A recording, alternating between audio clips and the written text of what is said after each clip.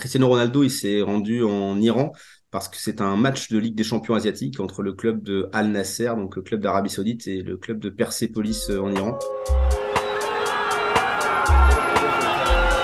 C'est le premier match qui a lieu entre un club saoudien et un club iranien sur le sol iranien depuis 6 ans. Il y a eu des ruptures diplomatiques entre l'Arabie Saoudite et l'Iran à partir de 2016, ce qui fait que les clubs ne pouvaient pas se rencontrer si ce n'est sur terrain neutre.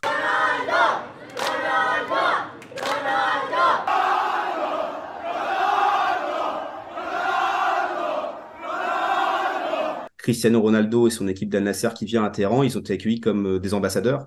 Et surtout Cristiano Ronaldo, puisque c'est la star qui est suivie par plus de 600 millions de personnes sur les réseaux sociaux. Et dans son contrat avec Al Nasser, donc il a plus de 200 millions d'euros par an de salaire. Mais il y a aussi une autre partie de son contrat où il a carrément un rôle d'ambassadeur du pays.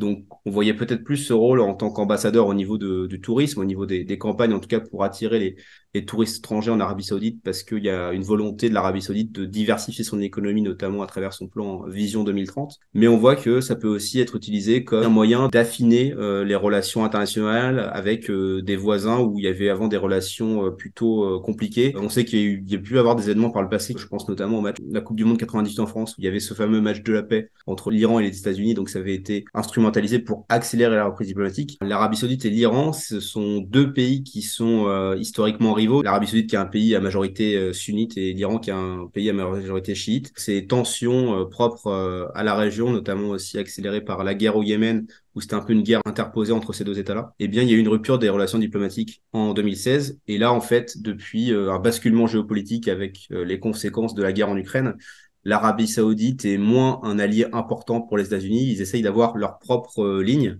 Et donc, c'est pour ça qu'ils se sont réajustés et qu'ils veulent la région du Golfe Persique, un climat apaisé avec leurs voisins. Cristiano Ronaldo a joué le jeu et je pense qu'on sera amené à voir en tout cas, ce genre d'utilisation de sportifs avec les autres stars que sont Benzema et Neymar à l'avenir pour l'Arabie Saoudite. Hello. L'Iran, ça reste quand même un gros pays de football.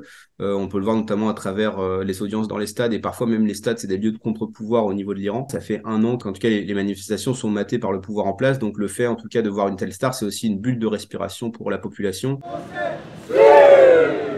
Après, on retrouve un peu les mêmes débats qu'on a pu avoir à la Coupe du Monde du Qatar 2022. Donc, c'est finalement des accusations de sport washing, c'est-à-dire laver l'image d'un pays grâce à l'instrumentalisation du sport. Comparé à d'autres pays, l'Arabie Saoudite a quand même une image très marquée autour des violations des droits de l'homme, de la guerre au Yémen, de l'assassinat du journaliste Jamal Khashoggi. Mais ça reste quand même des critiques qui sont très marquées au niveau des associations de défense des droits de l'homme occidentales. Au moins, le football permet de mettre le braqueur sur un pays et sur ses différentes problématiques, de s'y intéresser et après de faire en sorte de, pourquoi pas, faire évoluer les mentalités avec aussi la pression internationale, puisque si l'Arabie Saoudite veut s'ouvrir au monde, ils vont aussi devoir, d'une certaine manière, se conformer et changer aussi leurs lois au fur et à mesure. Donc, ce sera aussi à analyser sur le long terme.